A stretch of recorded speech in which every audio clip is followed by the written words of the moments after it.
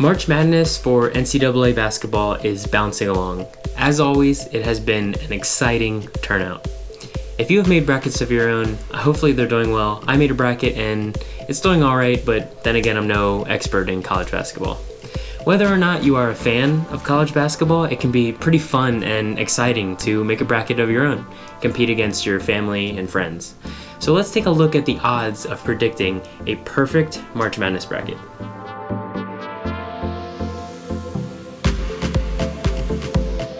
Just as a quick reminder for those who aren't exactly sure how the tournament works, there are essentially 64 teams who compete for one title in a single elimination tournament where matchups are determined according to certain rules.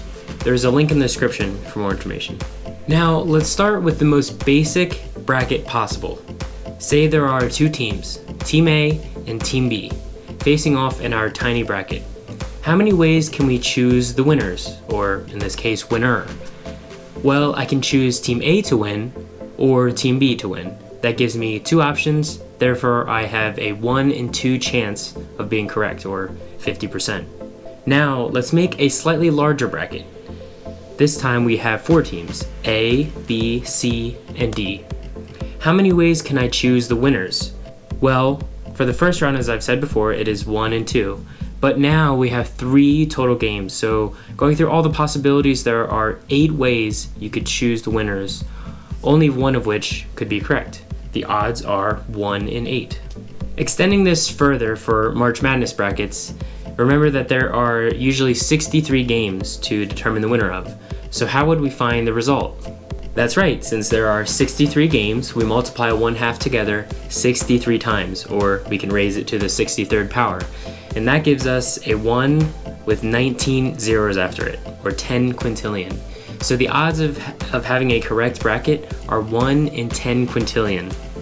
Very, very low odds.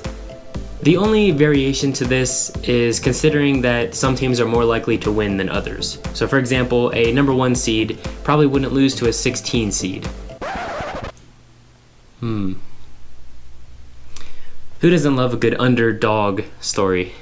Even though that happened, the number 1 seed pretty much always wins the first round.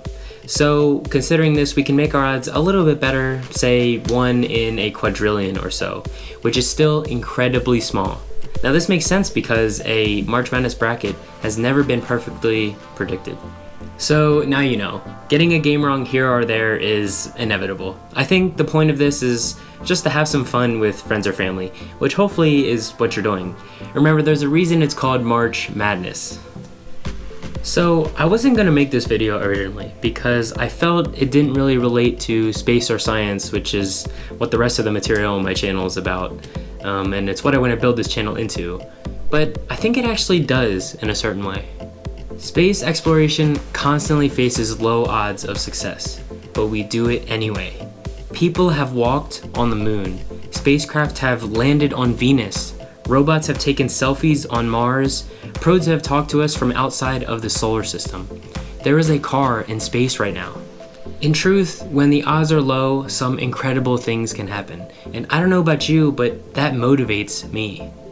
Sure, the odds of surviving on Mars are low, but let's take these lessons from March Madness and turn it into Mars Madness.